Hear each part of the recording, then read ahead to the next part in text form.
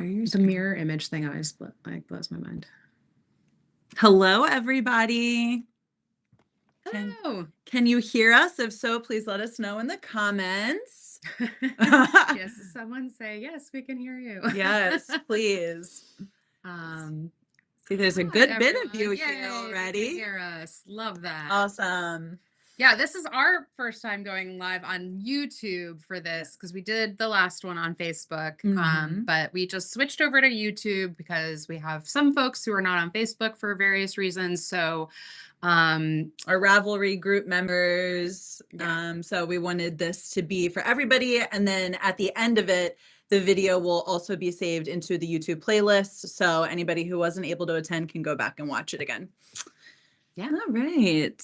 Hello, everybody. Okay, so my name is Ashley. I am the newest addition to the Berroco team, and I am also participating in the make-along. I'm still working on my February blocks, but we are getting there, and we'll get into all of that. And then we're also joined by Alison, our lead designer. Hello. And so we were thinking for this live, we'll go over, touch base on everybody's experience so far, how you liked the February squares, and then we'll get into the March squares, going over the different techniques and answering any questions you have. So, great. And we have people chiming in from all over the place. It's so great to see folks from, we've got like Canadians, I see Virginia, I see Tennessee and Mexico. Wow. Awesome. Maryland, my home state, very fun. And Boston. Yeah, so we're so happy to see everyone here. Well, we can't really see you, but to see your comments and see that you're here. Yeah, so we'll just jump right into it. We want to talk a little bit about how it went in February. We know a lot of you were surprised that, and maybe a little bit stressed out that we had 6 blocks to do in February, but as has been said many times by us and other people echoing, there's no rule that you had to finish all 6 of them in February. If you're still working on those February ones, don't worry. We really intentionally put that piece out early in the year so that you could spread them out as you need to through the year, and have plenty of time to catch up. Yeah. It's not a race. So as long as you have everything finished by the end of December and you're using Berroco vintage yarn, then you are eligible for the giveaway. So, and we've also been doing our monthly giveaways on Facebook and Ravelry. So we'll continue that through the whole year. Every 2 weeks or in the middle of the month, we'll be announcing that. So stay tuned and join the Berroco Makers Facebook page or our Ravelry page if you have not already. And yeah, but that said, a lot of you did finish all 6, and so I want to give like an extra like rah for those of you who are like all caught up and like ready to go with March. I am not among that group either. No. I have not finished any of my February blocks yet. We've been in the middle of, to be fair to myself, we have photography coming up very soon for our fall collection, which we're very excited about. Very exciting. So I have been busy working on stuff for that. So I have fallen behind, but I know I will catch up eventually. And I also want to give a really special shout out to Nancy, the AKA the crazy 6 blanket lady, as she called herself at least once, who last time I looked had finished 28 of the February blocks for her 36 that she's going to do for her 6 blankets. Nancy, amazing. You're amazing. We love you, and we are eagerly watching your progress. It's very exciting. But great job, everyone. And also I wanted to thank everyone for the amazing engagement in the group with so many of our more experienced knitters helping out those who are trying out new skills with this. I know that the joining in the round thing was a little stressful for some folks with the number of stitches we were casting on and all of that. There were some great tips that were shared for how to not get your stitches twisted when joining in the round. My favorite one that I saw that was new to me was using clothespins, like clipping clothespins to it, and then you can see how they're all laid out. I thought that was just brilliant. So I will definitely use that someday myself. I also always default to, like, if I have like too many and I can't figure out the knot twisting thing, I usually default to working a couple rows flat before joining. That's a good one. And also just like laying it out on a table can be really helpful. So hopefully with some of those ideas, folks got past that initial hurdle. Also, we had a lot of questions in the group about the long tail cast on, and Ashley has a fun story about this. Yes. What you've got going on. So I am embarrassed to admit, but I had to frog my first block and restart over. I had gotten almost to the point with needing to switch to the double circulars, and I'm also a new knitter, so I am empathizing with all of my other newbies out there. Let me know if you're new in the comments. But right when I realized that and I went through and counted the stitches, I realized that they were off and I couldn't identify where they had gone off, so I ended up frogging the whole thing. And originally my tail was very long, so I was like, okay, well, let me mark it here and measure the difference so I can subtract that and hopefully try to get the accurate tail. And it came out very short. So here's my not very long tail. But you made it. I made it. I was playing a little yarn chicken, but I made it, and I learned a lot. So, and then I wrote the number down, and I'm going to use it on my other 5 blocks throughout the year. So, and add a couple inches. Yeah, add a little bit, maybe more than a couple. Yeah. Just like, it's, you can yeah, add I think I'm going to need a little more. So, live and learn. Yeah, we had, so some of the tips that I wanted to just call out that I saw in the group that I thought were really good. One person I saw was wrapping the yarn around the needle, the number, like 1 time for each stitch that she cast on. So like if you're casting on, I think it's like 217 stitches or something. Can't be the exact number, but 200 something stitches, wrapping the yarn around the needle that many times, and then maybe add a little bit of extra padding. That's a good way. I usually use the guideline of like 3 to 4 times the width of whatever it is that we're making. So for example, so with this, if we have a 12-inch square and we're doing the 4 sides of the square is what we're casting on for, that would be 48 inches around the whole square. And so you would want to do that 3 or 4 times. My own like really imprecise method that truthfully is what I usually do is I just like pull out like a whole block, like just kind of get, like I'll just go like several arm lengths and call it good. But there was another one too that's helpful is if you don't mind like weaving in extra ends, is that you can do the long tail cast on using either two balls of yarn, like, and then or you can use the outside and the inside of the same ball, so you have 2 ends. But again, you will have extra, and then you cut one of them off obviously when you're done. You do though then have an extra 2 ends to weave in, so that might defer some people, or what's that called? I lost the word. Anyway, some people deter. That was what I was trying to say. That might deter some people from wanting to do it that way. And our friend Jana from Purl Together, she has a website, YouTube channel that we like. She has a calculator that she had shared in the group. That was I thought that was really cool. So yeah, that was really good. We also had the other feedback I saw a lot in the or thing that people were kind of stressing out about a lot about the February block was that they were curling a lot. And yes, that's true. They are just going to curl a lot. Like that is just a fact of life. No matter how much you block them, it's stockinette stitch and it's going to curl. It really doesn't matter though. When you sew those together, that's the curl is not going to be a factor anymore. You can, like, if you're worried about the curl making it harder to sew them together, we'll be sharing tips when we get into the seaming part. We have 1 whole month devoted to that. But like you can use pins or clips to clip them together, which you're going to have to probably do anyway. Because as some people have noted too, the blocks have different numbers of stitches. Some of your blocks might be, a little, like even our own blocks, like there's some variation in the exact size. So you're going to want to like clip them or pin them at where you're sewing those edges together. So the curl is really not going to be that big a deal. I know it makes it harder to photograph them really prettily, but so it goes. When it's all said and done. Yeah. Yeah, so and I think there are probably more people sharing things in the comments here. Susan Blake says, join in the round tip, since we place markers before getting to the end, use a simple crossover join rather than the cast on an additional stitch join for knitting in the round. You'll lose a stitch. Cable cast on. The cable cast on. Yeah, you can absolutely use a different cast on if you find like the long tail one is just annoying for that many stitches. Yeah, the cable cast on is a really good one.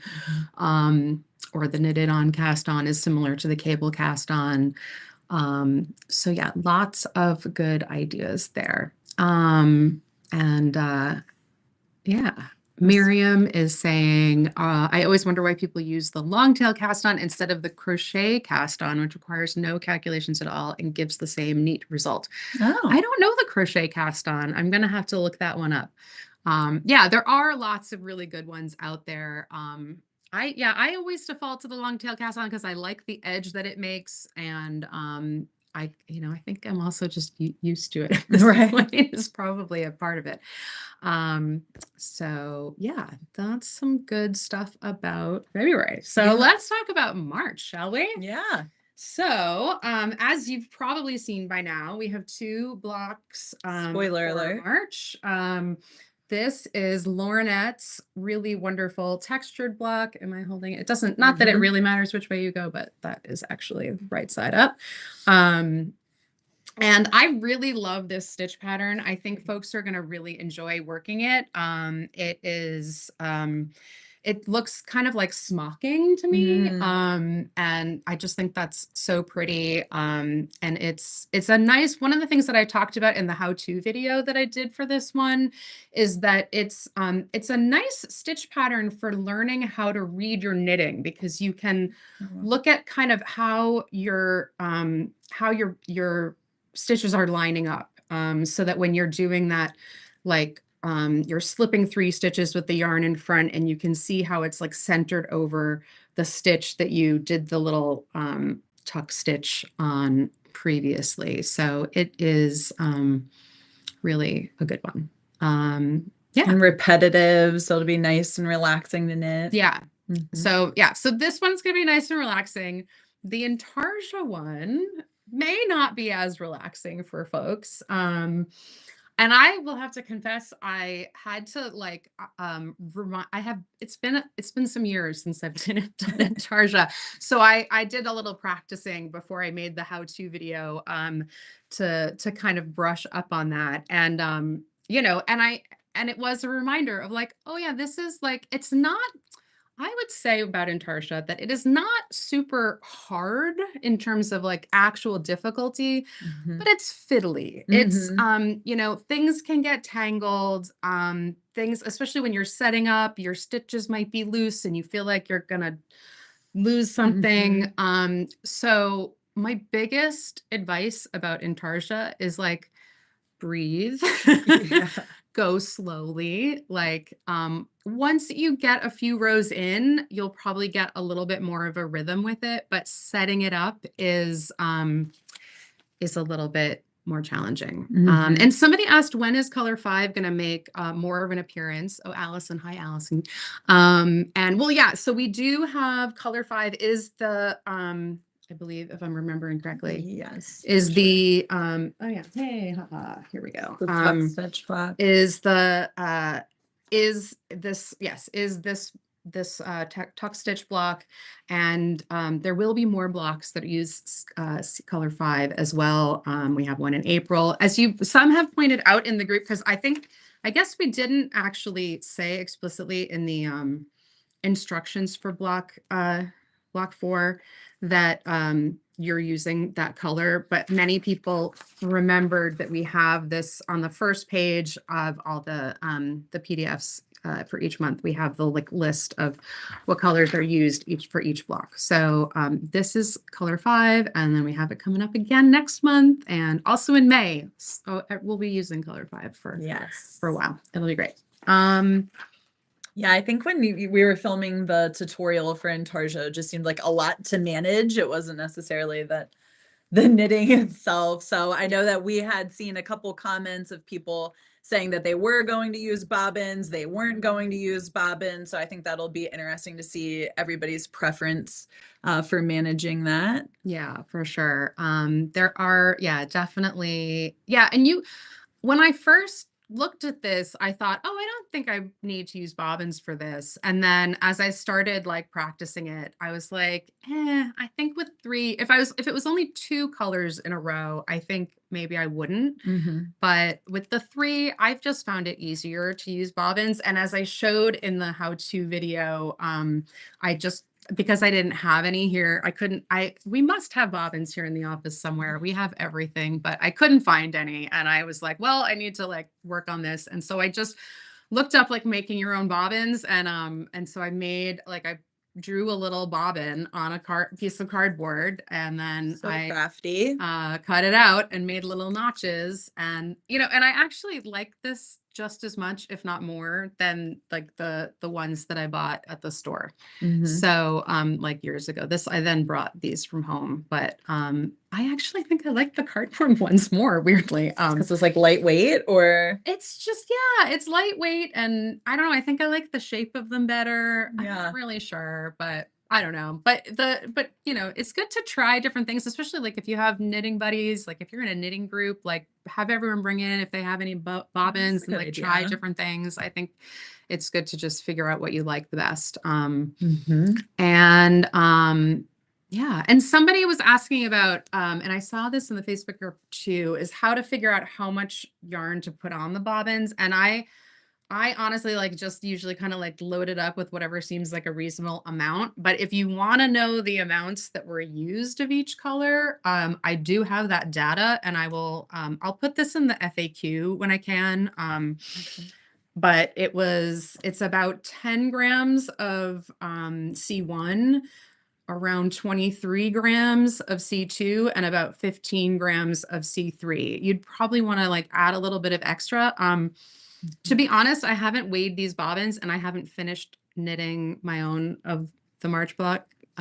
So I don't exactly know how much is on here or like that, but I don't really mind having a couple extra ends to weave in. So I would kind of, you can also, another way to do it that actually I first heard about 1,000 years ago in the 90s. Great time. When Kay Fassett, who is a British designer who did a lot of work with Rowan for many, many, many years. I don't know if he's retired now or if he's still publishing things, but he had all of these amazing Intarsia color work designs that were like just astounding. It's like the first knitting book that I ever bought was a Kay Fassett book called I think it was called Glorious Knits. And I bought this book before I knew how to knit because I just was like, that's beautiful. Really and it was sort of part of what helped me be inspired to want to learn how to knit, actually. That's amazing. But he would just use like a length of yarn, like whatever a manageable length is, like maybe a yard or two. And just, you might have some extra ends to weave in depending on how big, like for something like this, you probably would need, a few of those. But he found that was more manageable and more enjoyable than using bobbins. So that is definitely an option. Yeah. And what else do we want to say about Intarsia? A couple things I wanted to say about the how-to video. So in terms of accessibility, you can watch it with auto captions on. Mel, who's the designer of this wear, I should have mentioned earlier, and Mel was going to be with us for this live, but she wasn't feeling well today. So Mel's at home, and I saw her pipe into the comments, but Mel mentioned that she was watching it with auto captions on and that those were working well. So that's a good option if you like either don't want to hear the audio or, you have a hearing impairment or something like that. That is a good option. And also that you can adjust the playback speed on YouTube. So it's like there's little, probably not on this live because we're live, but once it's a regular video there, you'll see on YouTube, it has options for changing the playback speed. You can speed things up and you can slow things down. So that is also a good option when you're watching how-to videos on YouTube. And Doreen, thank you for saying that you think the video Yes. tutorials for March are awesome. For inexperienced knitters. I will say, having not done Intarsia for a while, I was a little bit nervous about that one. So I'm I think it's like a good realistic way of showing, you know, how it can kind of be a little fuddly to manage all of the different yarns. Yeah, you may know like pretty far into the video, and I know it's a long video, but we wanted to show, you know, a bunch of rows to really get into it. But yeah, you'll notice there's a spot where we put a little note on there. I'm like, everything's getting really tangled up. Like we're just gonna we're gonna like resort everything out here. But deep breaths. You know, we want to keep it real. Yeah, because sometimes that happens. Let's see. And then another thing about Intarsia charts that I wanted to talk to about, and this was brought up, I want to thank Andra, our New England sales rep, who brought this up with me a few days ago, which is that this chart for this block has a square grid, meaning like like if we look at it, the individual squares are actually square, right? Like a 1-to-1 ratio of width to height. But your knitted stitches are not square. They're shorter than they are wide. Sometimes you'll see Intarsia charts or other color work charts with this grid itself in that same ratio. It's usually about 5 to 7 of like height to width. Oh, wow. And you can also you can actually get knitting graph paper you can download. If you just Google knitting graph paper, you can download blank graph paper with that ratio if you wanted to like design your own Intarsia patterns. I would really recommend that, because if you use a regular graph paper, the aspect ratio is different. So it's going to look like the image that you're seeing on the chart is actually like elongated of how it's going to be on your actual knitting. Oh, wow. That's interesting. Yeah. So it's just something to keep in mind, that what you're seeing on the chart is like for this, I didn't think it really mattered that much in terms of following the chart or anything like that. But like if you were looking at something that's more pictorial, like you know, a flower or something like this, you'll see it looks kind of stretched out vertically on the chart if it's done with a square grid, as our charts usually are, versus on like a knitting graph paper. So so I just wanted to point that out. I don't want that to throw anyone. It doesn't change how you follow the chart. It's just more of a visual thing that might, you know, somebody might say, oh, well, my actual like square looks like squatter than what I'm seeing on the chart. Yeah. We had somebody say that they see the Tilly yarn here. Yeah. Which is beautiful. And we have, these are some of our new colors of Tilly. On the top row. I'm really excited about personally. I got to design a collection with them. They're really vibrant. The colors that we had the first season are also beautiful. They had the Cupro in which is this yarn Tilly. This is a total tangent, but I can't help myself. I am like, she loves this yarn. It's 62% Pima cotton and 38% Cupro, which is a fiber that's derived from basically the waste from the cotton plant that was like often thrown out, is made into a fiber that's very silky. So the Cupro in the original colors of Tilly was dyed black, and now we have new colors that doesn't have the Cupro dyed black. It has the dyed, like, I think similar color to the cotton, and the colors are so vibrant and pretty. I just love this one. So anyway, somebody said they love the sheen on it. It has great drape. It does. So that's great. Awesome. Thank you for noticing that. Does anybody have any questions about previous squares or what to expect in April that we could talk about? Ranunculus and Tilly. Oh, that's cute. Yeah, so I know, I feel like I've been talking a mile a minute. Well, no, I think it's all really beneficial information of helping people, you know, of what to expect. Why is there no chart for the first March block? we try to provide a chart when we can. I honestly don't know how I would indicate that like that tuck stitch on a chart. I mean, I guess you could with like a line, but I think we just felt that it was a simple enough stitch pattern that you'll probably, if you're an experienced enough knitter that you prefer charts over written instructions, I bet you will very quickly memorize the stitch pattern. Yeah. About the eligibility for prizes. So for the grand prize at the end of the year, I need to check if I think Ultra we will decided that we always had any Berroco any yarn, Berroco yarn. Okay, so or partner brand yarn, but I think actually we may have even opened that up further, but we will check and get the back to grand you. prize is Berroco yarn, maybe partner brand yarn. But the monthly giveaways with the giveaway prize kit, which would include yarn and a pattern that you can make, you can be using any yarn to qualify for that. So that one we wanted everybody to have a chance to win and get involved in. So we post something on Facebook and on Ravelry, and then you comment for a chance to enter.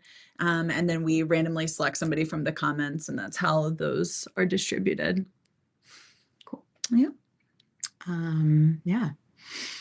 And oh, somebody asked a question about the new yarn. Does it stretch? I'm assuming that's about Tilly that we were just talking about. It does have a lot of drape. I don't think it really stretches per se, but it is very drapey. And I always recommend making a nice big swatch and blocking your swatch. And but yeah, we haven't really had any like significant like issues with it stretching like in a significant way. Yeah. Yeah. And Diana is saying that she's twisted the February block 3 times and asking if magic loop would make it less likely to happen. I don't think so, because I mean, I guess it could. You would need, the thing with the magic loop is I usually wouldn't go to the magic loop until I've got fewer stitches than the number that we're starting with. So I would say, although doing 2 circulars might be an option, because you could sort of like line them up on one and then line them up on the other, and that might make it a little bit easier to avoid twisting. So that could be a good thing. And magic loop, I think you could, you would need a very, very long cable to magic loop with the number of stitches you're starting with. The magic loop that we demonstrated in the video was like when we've decreased down to a smaller circumference. Yeah. And stitch markers for each repeat in that February block is definitely a good idea. Thank you, Carol, for that. And we have a question about if there will be another Intarsia block. And we don't have another we don't exactly have another Intarsia block. There's another block that you could do by Intarsia, or you could do in a different way. And that's all I'm going to say about that. That said, I know. Well, it is a mystery. We gotta keep the mystery. So exciting. That said, you might like some things more than others. And so there might be months where you're like, I just don't dig this block. I mean, I know I've seen like 1 or 2 posts about even the February one. They were like, I don't like doing this. I'm just going to substitute some of the other blocks, which is a great idea. Try assuming that you bought like the number of colors that we recommend, the number of hanks that we recommended for each color. You'll want to kind of like try to manage your color distribution, so you're staying with about the same amount per color. Yeah, that's but like it's entirely up to you if you want to switch different blocks rather than doing 6 of the ones that were in February. You could do multiples of a different month. It's completely your blanket to customize. Yeah. I also so there was one person who was really didn't like the February blocks, and actually found our phone number and called our office and like left a message about it. And and wanted us to like have an alternative. And we just don't really have time in our production schedule to like write out a whole other alternative pattern for February, but you can again like use any of the other block patterns that will be coming out. That said, I did have a thought of like, well, you could, instead of doing the February block as it's written, you could cast on like the number of stitches for one side, and then you could just kind of stripe it like, vertically instead of going like a bullseye. So that's like one way you could do it too. But yeah, that was just one idea I had. And yeah, Linda's asking about using a different color for the border. Do we have yardage estimates for just the border? I do. I don't have them at my fingertips right this minute, but I will make a note and post it in the FAQ, I guess.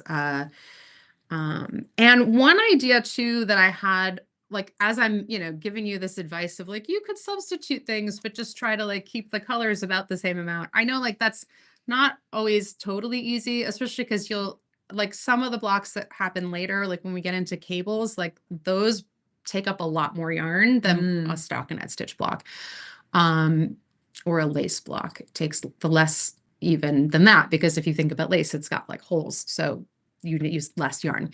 So that said, I was thinking if you're getting into like a lot of substitution, one thing with the border is you can kind of like use up whatever yarn you have left with the border, like regardless of color. It doesn't have to all be the way that we're going to lay it out. So that's another thought to throw out there, is like the border could be a way that you could just like use whatever yarn is left. If you've made a lot of adjustments to what you're doing. But yes, I will post approximate amounts of yarn for the border in the FAQ. Yeah, thank you. We have some people saying that they love the tutorials. Thank you. And others saying they're having fun and they really like the February blocks and want to do a whole blanket out of them. So that's amazing. Great. We will pass that along to the designer. Perfect.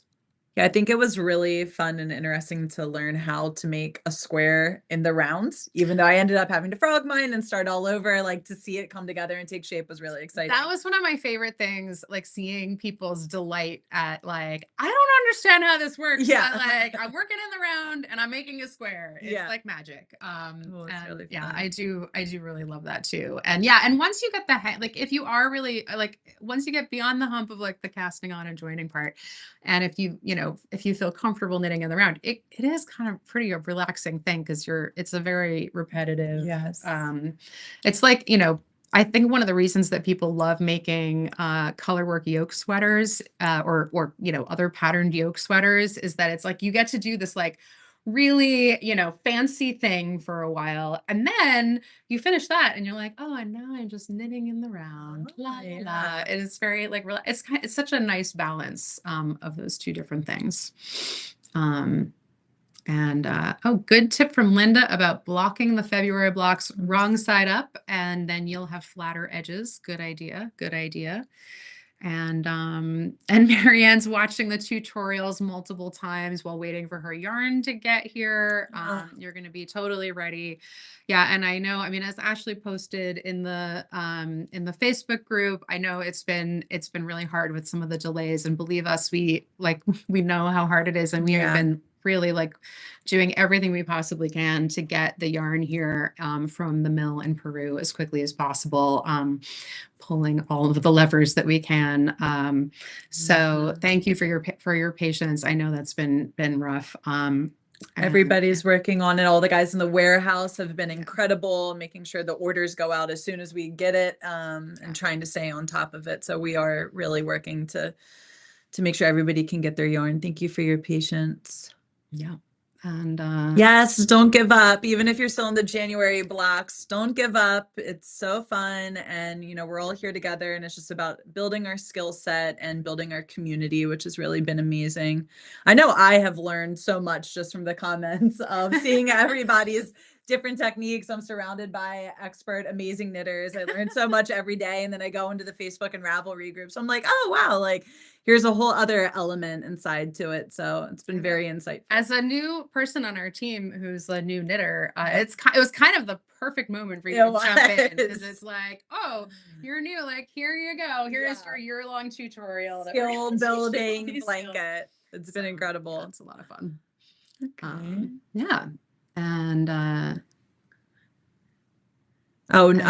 the number of stitches across each color and the Intarsia block. And the Intarsia block. Yeah, that was something that I added kind of at the end, where we have and I pointed this out in the how-to video, and it's probably really hard to see, but we have in the chart the number of stitches that you're working in that color. And that was a thing that I saw, I don't remember how many years ago, and we don't always add that to charts, but I think where there's so many stitches, like where it's annoying to count, it's nice to have that number on there. So I'm glad that's helpful. Carol, I actually do agree with you that there is something enjoyable about frogging and redoing the project, because you get better. So it actually did get faster once you get going in it. So glad I'm not alone. Yeah. And it's like, I remember one of my first like big experiences with frogging was when I was in my early 20s, I made a cabled sweater. It was pretty intricate, and I got like the back done, and I think most of the front. I hadn't done the sleeves yet, but I realized two things. One was that I was running out of yarn. Oh. And the other one was that I had made the wrong size, and it was going to be way too big. Oh. So I was like, well, there is one solution that will address both of these problems, which is like just rip the whole thing out. And I think I had been working on it for like months already. Oh no. But I just thought, like, I got really philosophical about it. And I was like, well, I really enjoyed making it the first time, and I will enjoy knitting it again. Like if I wanted to just buy a cabled sweater, like if I wanted to have a cabled sweater really fast, I could just go buy one. And this is the process. So I'm not always such a process knitter, but I was able to be philosophical about it. So I hope that you all can too. In those inevitable moments, we all have to frog sometimes. Yes. Like it doesn't matter like how many years you've been knitting, we all have to frog sometimes, or get really good at like living with mistakes. Or both, actually. So yep, hang in there, everyone. So I think that's probably good for today, right? Yeah, we're done with the questions. Great. And someone's asking about block 4, row 4. So I don't know if we can show it in this. I hope that you watched the how-to video that's linked in the pattern and also in the email that went out. I would say go back and watch that. And if you still can't figure it out, hit up the group on Facebook or Ravelry, and you will definitely get help with that. So all right, everybody. Well, thank you so much for joining us today. We're looking forward to seeing your progress photos, your comments, and your different updates in Ravelry and Facebook. So our next live will be in 2 months. So May.